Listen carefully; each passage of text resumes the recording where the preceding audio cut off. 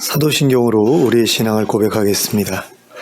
전능하사 천지를 만드신 하나님 아버지를 내가 믿사오며 그 외아들 우리 주 예수 그리스도를 믿사오니 이는 성령으로 잉태하사 동정녀 마리아에게 나시고 본디오 빌라도에게 고난을 받으사 십자가에 못 박혀 죽으시고 장사한 지 사흘 만에 죽은 자 가운데서 다시 살아나시며 하늘에 오르사 전능하신 하나님 우편에 앉아 계시다가 저리로서 산 자와 죽은 자를 심판하러 오시리라. 성령을 믿사오며 거룩한 공회와 성도가 서로 교통하는 것과 죄를 사하여 주시는 것과 몸이 다시 사는 것과 영원히 사는 것을 믿사옵나이다. 아멘. 찬송가 313장을 함께 찬송하겠습니다. 찬송가 313장입니다.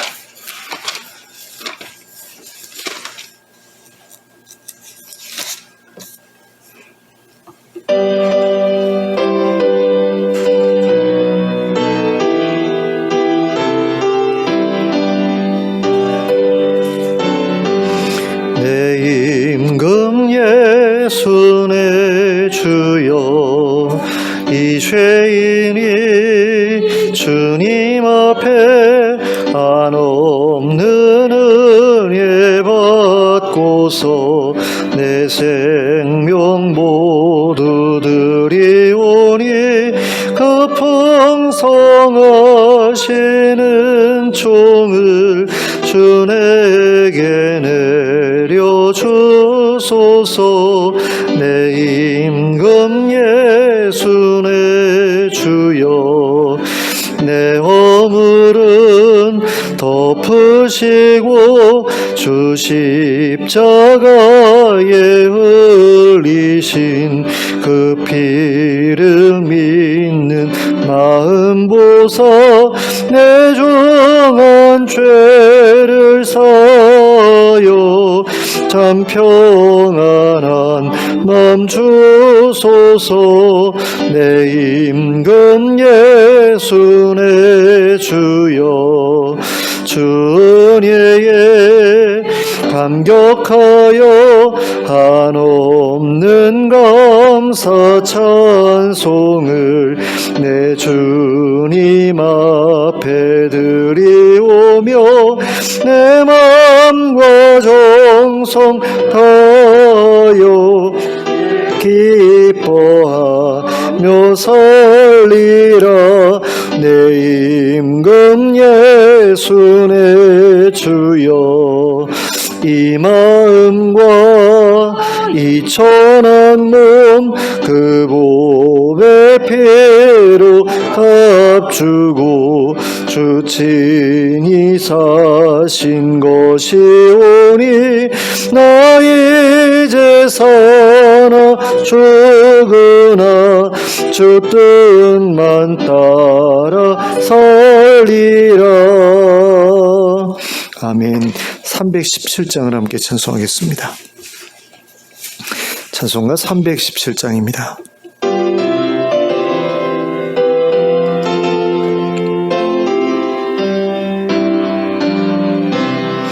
내 주 예수 주신 은혜 한없건만 내 주 앞에 이 적은 것 다 드리니 주 예수여 내 정성을 받으소서.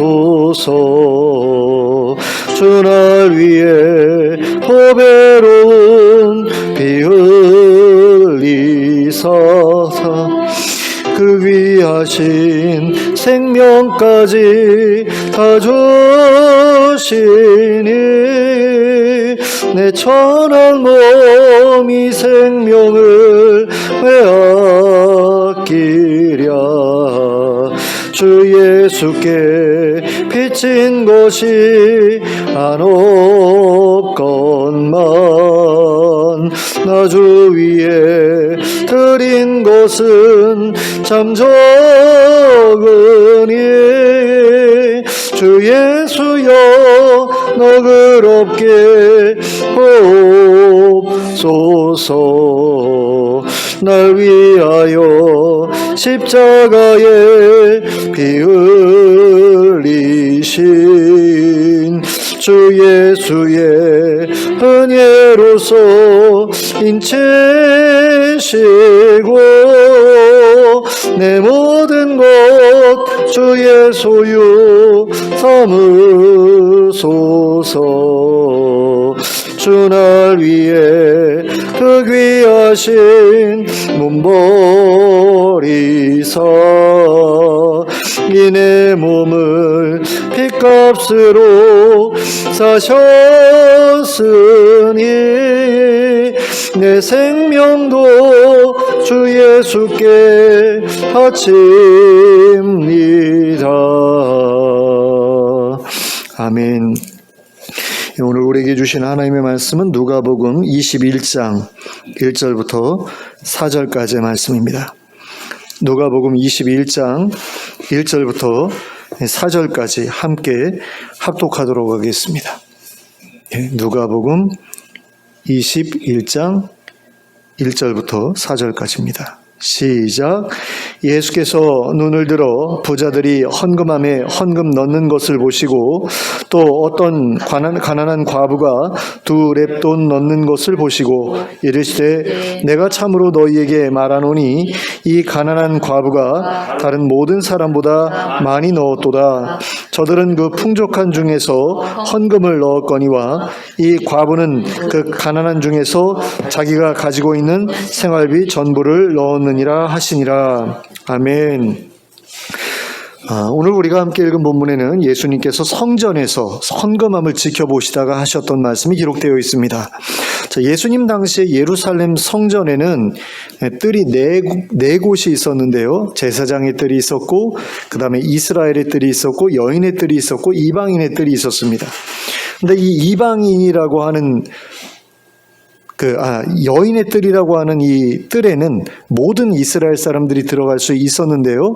그럼에도 불구하고 여인의 뜰이라는 이름으로 불렸던 이유는 성전에서 여인들이 들어갈 수 있는 가장 안쪽 지역이 바로 이곳이었기 때문입니다. 그래서 여인의 뜰이라는 이름으로 불렸습니다. 그리고 그곳에는 13개의 헌금함이 놓여 있었는데 이스라엘 사람이라면 누구든지 그곳에 들어갈 수 있었기 때문에 모든 이스라엘 사람들이 이곳에서 헌금을 드릴 수 있었습니다.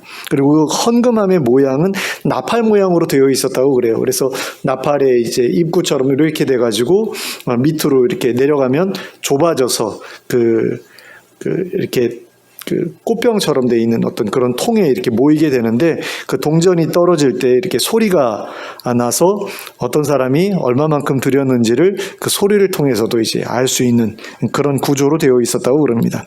그러니까 내가 헌금을 많이 드렸을 때 그것을 과시할 수 있는 어떤 그런 수단이 될 수 있었기 때문에 그런 그 형태를 통해서 사람들의 그 헌금에 대한 그 어떤 그 과시욕을 자극해가지고 헌금 많이 드릴 수 있게 그런 식으로 만들었다라는 그런 이야기도 있더라고요.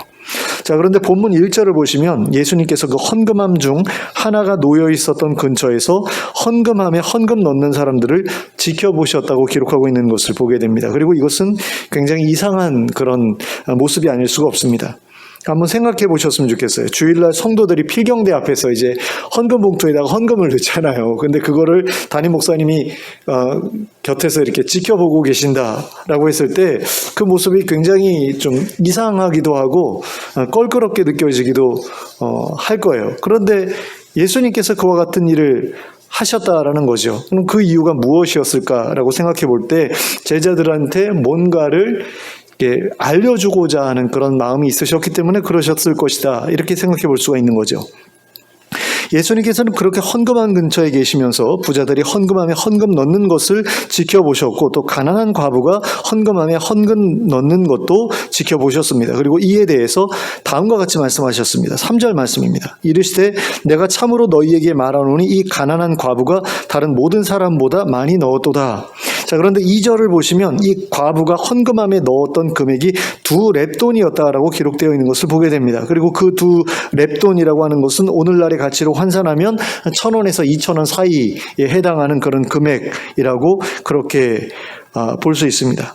그러면 예수님이 지켜보고 계시던 그때의 부자들은 과연 얼마나 헌금을 했을까요? 모르긴 몰라도 그 과부보다는 훨씬 많은 돈을 헌금했겠지요. 최소한 몇만 원에서 몇십만 원까지 했을 수도 있을 것 같습니다. 하지만 예수님께서는 이 과부가 다른 모든 사람들보다, 모든 부자들보다 많이 넣었다라고 말씀하셨습니다. 그리고 그 이유에 대해서 다음과 같이 설명하셨습니다. 4절 말씀입니다. 저들은 그 풍족한 중에서 헌금을 넣었거니와 이 과부는 그 가난한 중에서 자기가 가지고 있는 생활비 전부를 넣었느니라 하시니라. 자, 부자들은 풍족한 재산 중에서 일부를 떼어서 헌금했으니 많은 것을 한 것은 아니지만 이 과부는 가난한 중에서 자기가 가지고 있는 생활비 전부를 넣었으니 많은 것을 한 것이다 라는 그런 말씀이죠. 그러면 예수님께서 부자와 과부의 헌금하는 모습을 보시고서 이와 같이 말씀하신 이유는 무엇이었을까요? 여기에는 서로 대립되는 두 가지의 해석이 존재합니다.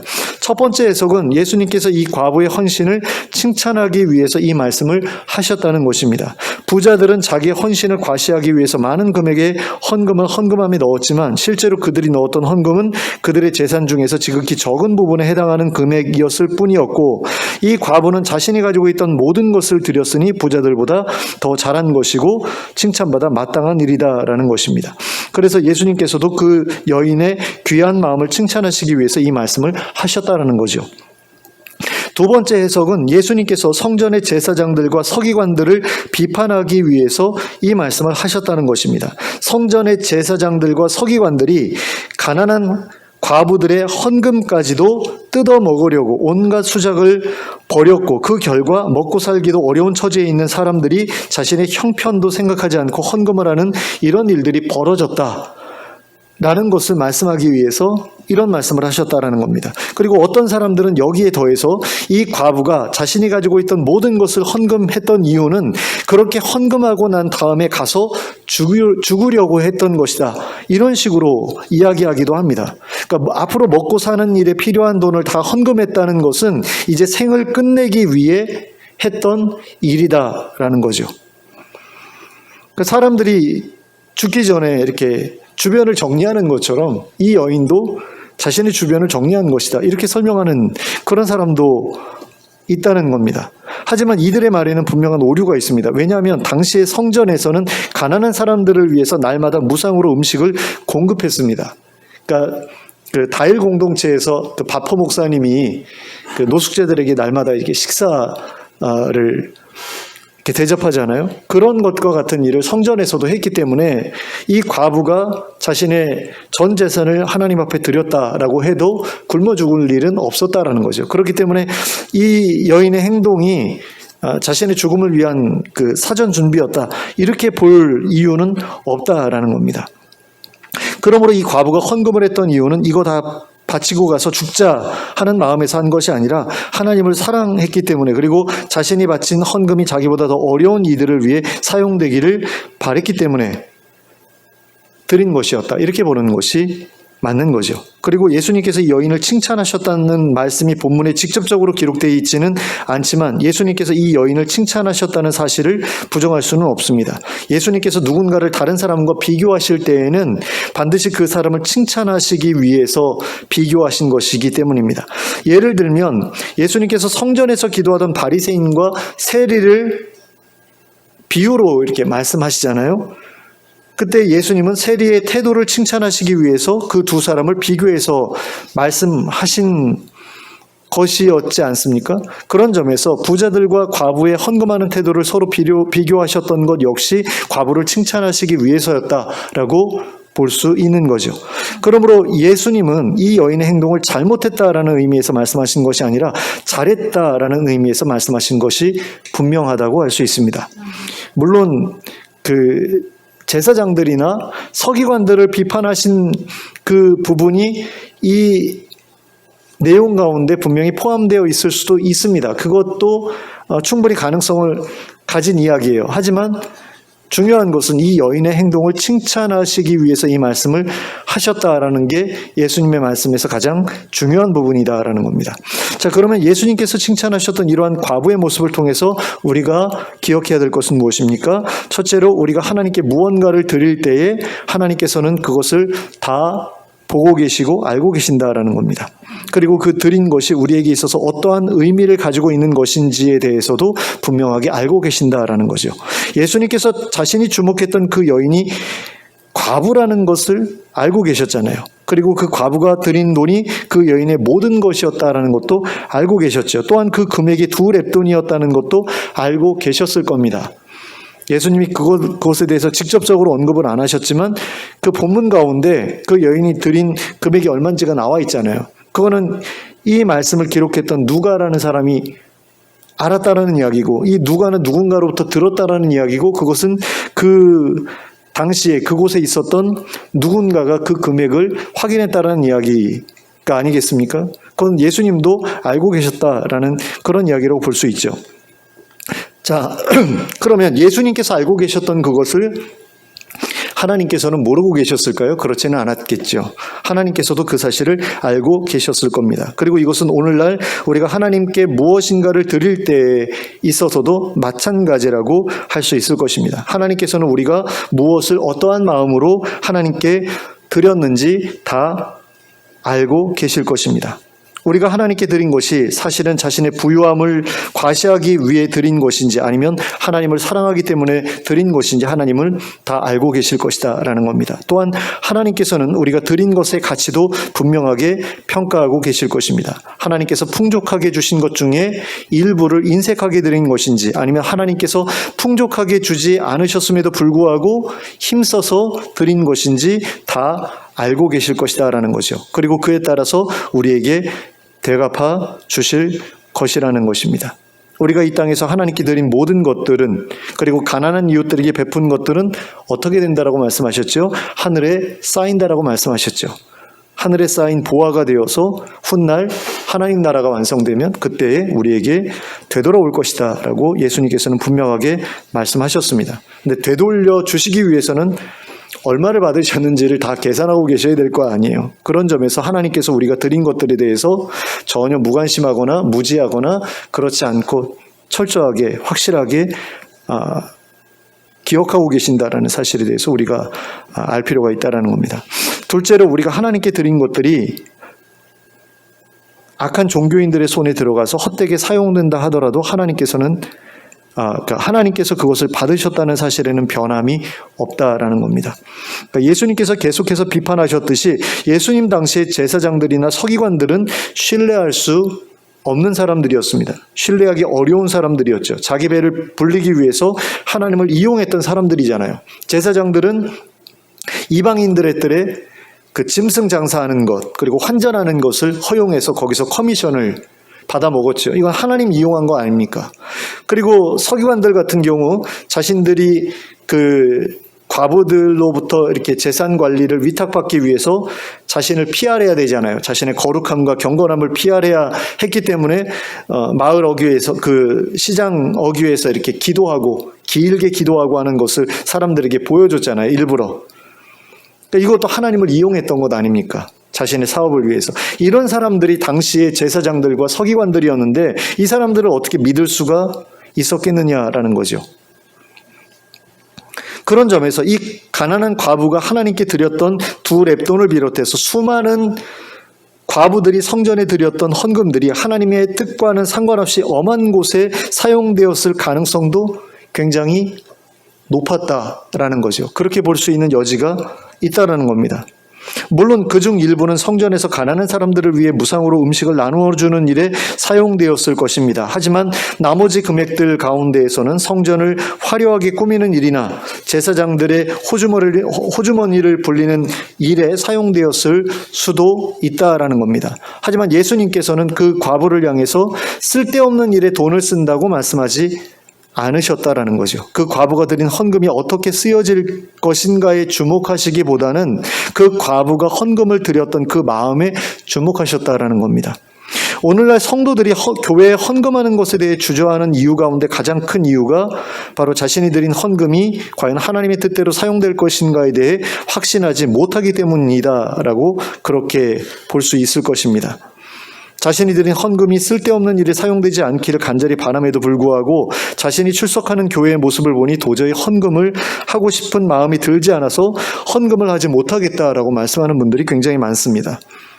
그러니까 쓸데없는 일에 쓴다라는 거죠. 내가 헌금을 하면 그것이 가난한 사람들에게 좀 이렇게 돌아갔으면 좋겠는데, 교회에서 허구한 날 이상한 그런 집회를 열고 또 이상한 사람들 데려다가 이렇게 설교시키고, 이상한 목사님들 있잖아요. 와가지고 성경 본문과 전혀 상관없는 어떤 그런 설교들 하는 그런 목사님들 모셔다가 집회 열고, 전도 집회라고 하면서 그런 거 열고, 그 다음에 목사님 자식들 유학 보내는데 엄청난 돈을 쓰고, 목사님 좋은 집 살게 해주고 좋은 차 타게 해주고 뭐 이런 쪽에만 쓰고, 가난한 사람들을 돌보는 일에는 전혀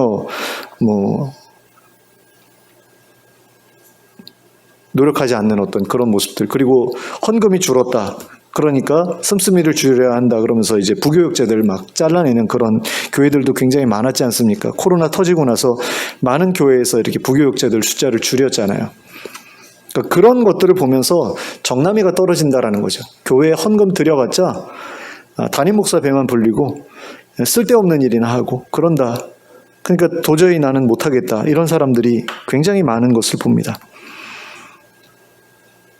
그런 경우라면 누구라도 교회에 헌금하는 것이 망설여질 수밖에 없을 거라는 생각이 듭니다. 저라도 그렇게 드리고 싶지 않을 것 같아요. 근데 그렇다고 해가지고 하나님께 마땅히 드려야 할 것을 드리지 않는 것도 문제잖아요. 그러니까 우리가 하나님이 계시다라고 생각을 하고 내 모든 것이 하나님으로부터 온 것이다라고 생각을 한다면, 마땅히 내가 하나님이 원하시는 일에 내가 받은 것의 일부를 투자해서 그 일이 진행되도록 그렇게 애쓰는 것은 당연히 해야 될 일 아닙니까? 그런 점에서 자신이 출석하는 교회의 재정 운영이 영 신뢰할 수 없다라고 생각된다면 직접 하나님께 드리는 방법이 있을 수 있는 거죠.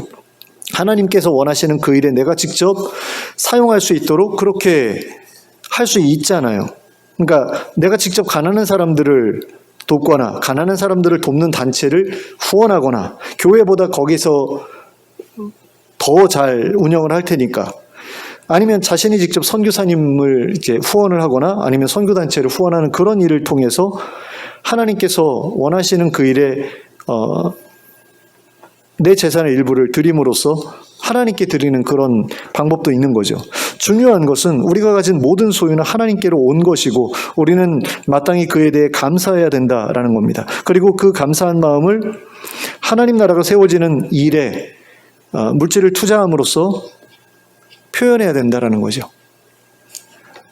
저는 헌금이라는 것에 대해서 많은 분들이 다양하게 해석을 해요. 헌금은 뭐냐? 어떤 분들은 정말 그 하나님께 드려야 되는 어떤 의무적으로 드려야 되는 어떤 것으로 생각하기도 하고요. 어떤 분들은 자기가 그 형편이 되는 대로 하나님께 드리지만 대부분 이제 연보라고 해가지고 가난한 사람들을 돕는 데 사용해야 되는 어떤 금액으로 이해하는 분들도 있는데, 저는 그 헌금이라는 것을 일종의 세금처럼 그렇게 생각해요.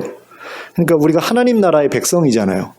하나님 나라의 국민 아닙니까? 그런 점에서 내가 내가 소속된 그 국가에 마땅히 드려야 될 어떤 세금의 일종으로 생각을 하고요. 지금 하나님 나라가 완성되지 않았기 때문에 우리가 드리는 그 세금은 그냥 나라의 운영이라기보다는 어떤 건국자금 같은 그러니까 우리나라가 지금 일제치하에 있었을 때, 예전에 일제치하에 있었을 때 조선이 독립하기를 원하는 사람들이 독립자금을 모아가지고 독립운동가들에게 전달을 했지 않습니까? 그래서 조선이 독립하기를 원하는 어떤 그런 마음을 담아서 헌신했잖아요. 그것과 하나님 나라가 완성되기를 원하는 우리들이 해야 되는 그 일과 저는 같은 맥락에 있다라고 생각을 합니다. 그러니까 예수님께서 오셔서 이 땅에 하나님 나라를 이제 세우셔야 되는데, 그 전까지 내가 하나님 나라의 백성으로서 하나님 나라가 이 땅에 세워지기를 원하는 마음을 담아서 그것을 교회라는, 그러니까 하나님 나라의 어떤 지부 같은 곳에 들여서 하나님 나라의 일을 하도록 내가 헌신하는 그것이 바로 헌금이라는 것으로 표현되어야 된다. 저는 그렇게 생각을 해요. 그래서 나라에 우리가 세금을 내잖아요.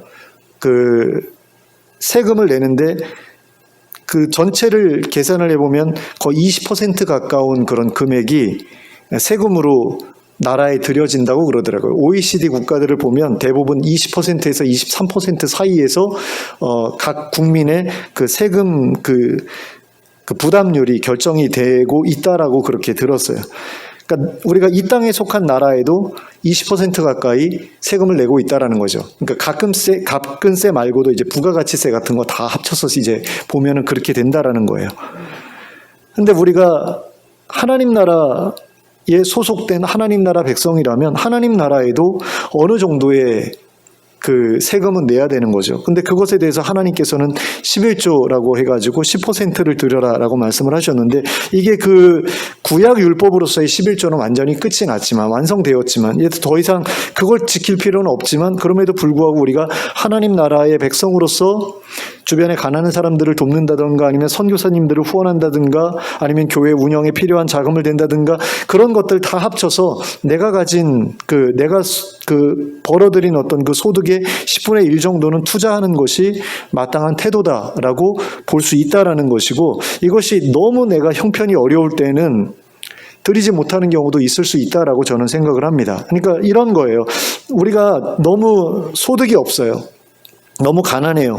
열심히 일하는데도 수입에는 별로 변함이 없고, 그래서 먹고 살기도 힘들어요. 그러면 어떻게 합니까? 다른 사람들의 세금을 걷어서 그 사람들에게 도움을 주잖아요. 내가 세금을 내더라도 내 벌이가 시원치 않았다라고 그러면 나라에서 돌려주기도 하잖아요. 그런 식으로 사실은 교회에서도 그런 일들이 사실은 일어나야 되거든요. 그러니까 사도행전에 기록된 내용을 보면, 초대교회의 모습을 보면 그 교인들이 이렇게 십시일반으로 헌금을 모으면 그것이 가난한 교인들에게 이렇게 재분배가 됐거든요. 그래가지고 먹고 사는데 지장이 없도록 교회 안에서, 그 당시에는 나라에서 그런 일을 하지 않았고 오직 교회 안에서만 그런 일들이 벌어졌잖아요. 그리고 성전에서 이제 가난한 사람들을 위해서 음식을 나눠주는 그런 일들이 진행이 됐고, 그러니까 그런 것들이 오늘날 국가에서는 이루어지는데 교회 안에서는 이루어지고 있지 않은 경우가 더 많죠. 사실 옛날에는 교회에서 했던 그 일이 오늘날에는 국가에서는 되는데 교회에서 안 된다? 이거는 교회가 세상 국가보다 못하다라는 어떤 그런 이야기라고도 할 수 있는데, 굉장히 안타까운 일이죠. 왜 이런 일이 벌어지고 있느냐라고 했을 때, 목회자들이 타락했기 때문이다, 교회가 타락했기 때문이다라고도 볼 수 있지만, 또 성도들도 예전보다 인색해졌기 때문에 그렇게 드리는 그 초대교회 성도들만큼 드리는 사람들이 적어졌고, 그래서 그 교회에 들어오는 재정 가지고 교회 안에 어려운 사람들을 돕는 데에도 어려움이 생겼다라고 볼 수 있는 여지도 있고, 복잡하죠. 그러니까 예전 같지 않다라는 그런 말로밖에는 표현할 수 없을 것 같아요. 그러니까 초대 기독교의 모습과 오늘날 교회의 모습이 너무나 달라졌고, 생각들도 너무 달라졌고, 그리고 많이 변절됐고 세상이 오염됐고, 그랬기 때문에 이렇게 되었다라고 볼 수 있는데, 그럼에도 불구하고 우리가 뭐가 옳은지는 알고, 또 그 다음에 그 옳은 것이 있을 때 거기에 내가 맞춰가는 어떤 그런 모습들이 필요하지 않겠나라는 거죠. 그런 점에서 우리가 마땅히 드려야 될 것들은 드릴 수 있도록 해야 된다라는 부분에 다시 한번 생각을 새롭게 할 필요가 있겠다라는 겁니다. 자, 코로나19로 인해서 교회에서 대면 예배를 드리지 못하는 시간이 지속되는 가운데 많은 사람들이 하나님께 예배 드리는 것은 물론이고 헌금 드리는 것에 대해서도 나태해지고 게을러진 것을 보게 됩니다. 그래서 코로나가 이제 끝났다, 엔데믹이 되었다라고 이야기하면서도 여전히 교회에 돌아오지 않는 그런 분들이 생겼고요. 또 그 다음에 헌금도 대면 예배 못 드리더라도 인터넷으로 예배 드리고, 그 다음에 은행 계좌로 이제 송금하고 하는 식으로 이제 헌금을 드리던 그런 사람들도 있지만, 그렇지 않고 완전히 그 대면 예배를 이제 접어버리고, 또 그 다음에 헌금 드리는 것도 접어버린 그런 분들이 굉장히 많아졌잖아요. 그러니까 좋은 핑계거리가 생겼기 때문이죠. 교회에 모이지 못하니 예배도 드릴 수 없고 헌금도 드릴 수 없다.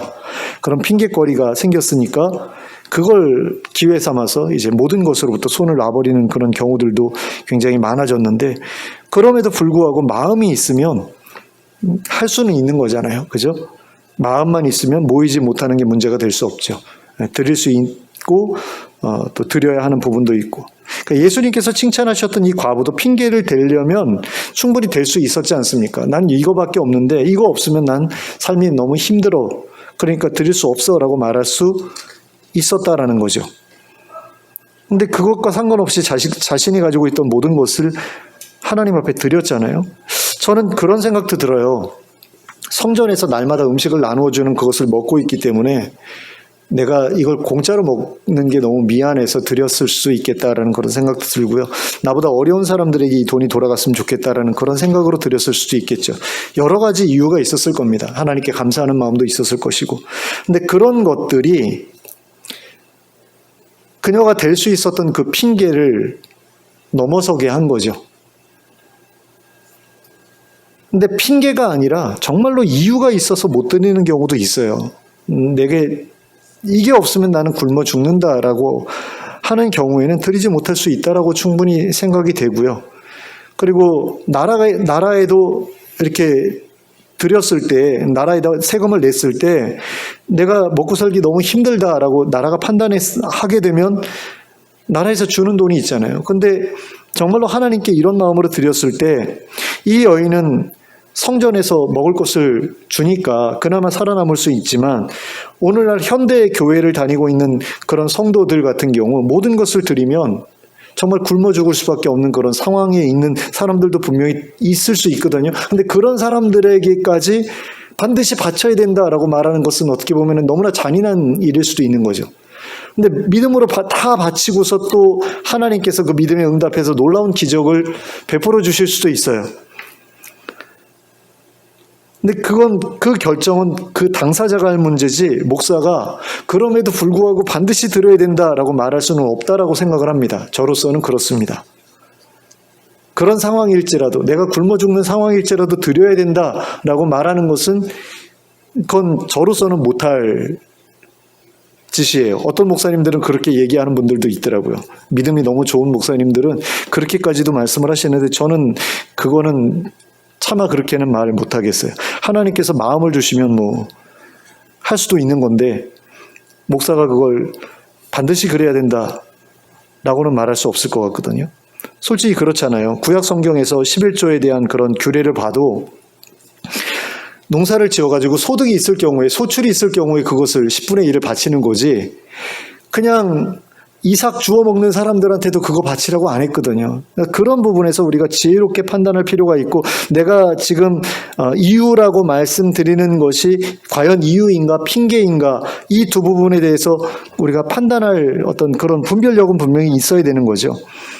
그러니까 그런 가운데 무조건 해야 된다라는 것은 차마 못할 일이다라는 겁니다. 하지만 그럼에도 불구하고 이유가 아닌 핑계를 대면서 하나님께 마땅히 드려야 될 것을 드리지 못하는 그런 일은 우리가 좀 하지 않았으면 좋겠다라는 것을 이 과부를 보면서 생각해 봤으면 좋겠습니다.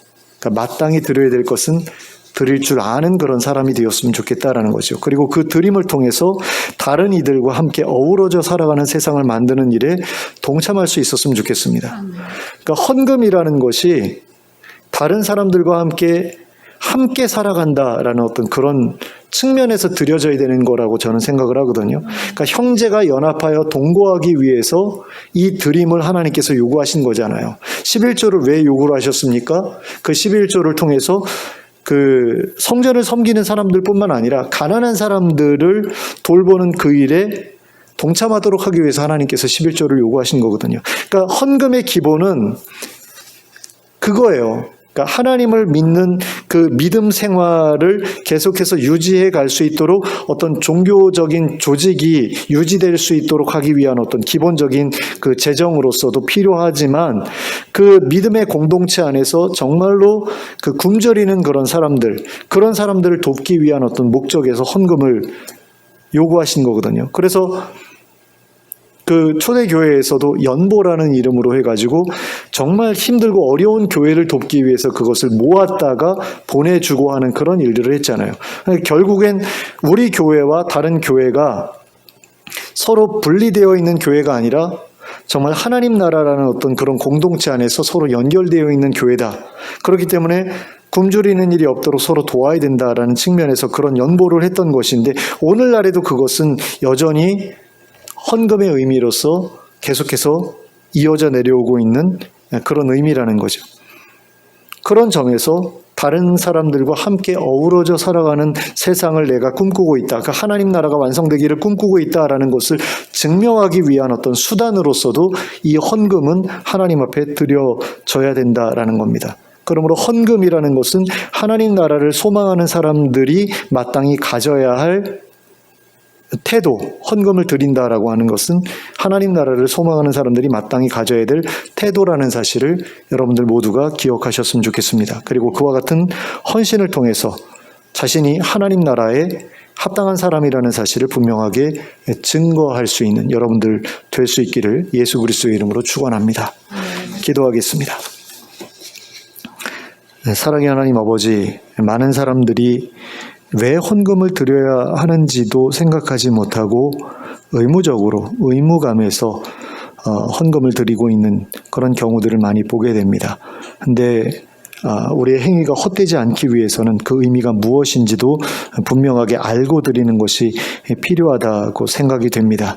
하나님, 정말로 하나님께서 왜 우리에게 11조를 요구하셨고 또 감사의 제물을 요구하셨는지를 우리가 기억할 수 있기를 원합니다. 모든 것을 하나님께서 주셨기 때문에, 그러므로 마땅히 감사해야 되기 때문에 드리는 것도 있지만 그 드린 것들이 정말로 하나님의 일에 귀하게 쓰여지기 때문에 드려야 되는 것도 있다는 사실을 기억하게 하시고, 특별히 교회의 운영과 또 가난한 이웃들을 돕는 그 일에 내 헌금이 사용될 것을 기대하면서 드리는 그 일이 얼마나 중요한 것인지도 우리가 생각할 수 있기를 원합니다. 때때로 악한 종교인들에 의해서 우리가 드리는 헌금이 잘못 사용되는 경우도 참으로 많은 것을 봅니다. 그래서 헌금 드리는 것이 꺼려지고 불편하게 생각되는 경우도 참으로 많은데, 그런 경우라면 다른 방법을 통해서라도 하나님께 드릴 그런 수단을 우리가 찾게 하시고, 그런 가운데에서 하나님께 마땅히 드려야 될 것을 우리가 드리지 않는 그런 일은 하지 않게 해주시길 원합니다. 정말로 하나님 나라를 꿈꾸는 사람이라면 정말로 내 주변 이웃들이 굶주리는 것을 그냥 참아 두고 볼 수가 없는 것이 당연한 일인데, 하나님 그런 사람들을 돕는 그 일 가운데 내가 인색하게 굴지 않게 해주시고 그 일에 기꺼이 내 것을 드림으로 말미암아 정말로 힘들고 어려운 이웃들을 도울 수 있는 저희가 될 수 있도록 인도해 주시옵소서. 그래서 하나님 나라에 합당한 자로 하나님께 인정을 받고 또 칭찬을 받고 또 하나님 나라에서 되갚음을 받는 저희 모두가 될 수 있도록 인도해 주시옵소서. 예수 그리스도의 이름으로 기도하였습니다. 아멘. 예, 찬송가 50장을 함께 찬송하겠습니다.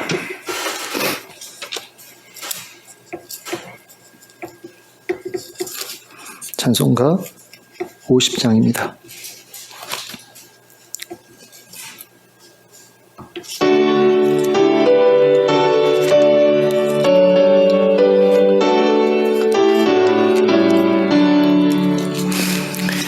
내게 있는 모든 것을 아낌없이 드리네.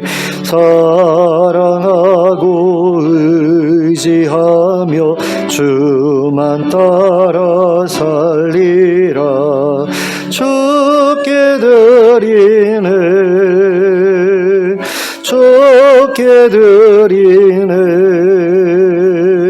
사랑하는 구주 앞에 모두 드리네. 내게 있는 모든 것을 겸손하게 드리네. 세상 욕심 멀리하니 나를 받아 주소서. 주께 드리네,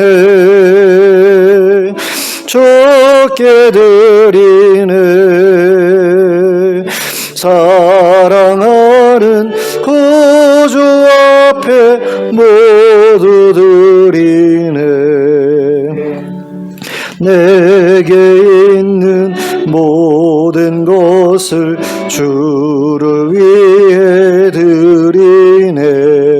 주의 성령 충만하게 내게 내려주소서.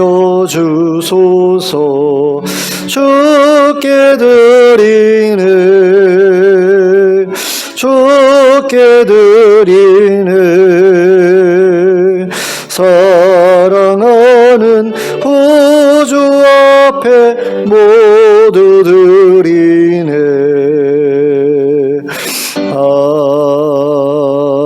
아멘. 주님 가르쳐 주신 기도로 예배를 마치겠습니다. 하늘에 계신 우리 아버지여, 이름이 거룩히 여김을 받으시오며 나라가 임하시오며 뜻이 하늘에서 이루어진 것 같이 땅에서도 이루어지이다. 오늘 우리에게 일용할 양식을 주시옵고 우리가 우리에게 죄 지은 자를 사하여 준 것 같이 우리 죄를 사하여 주시옵고 우리를 시험에 들게 하지 마시옵고 다만 악에서 구하시옵소서. 나라와 권세와 영광이 아버지께 영원히 있사옵나이다. 아멘.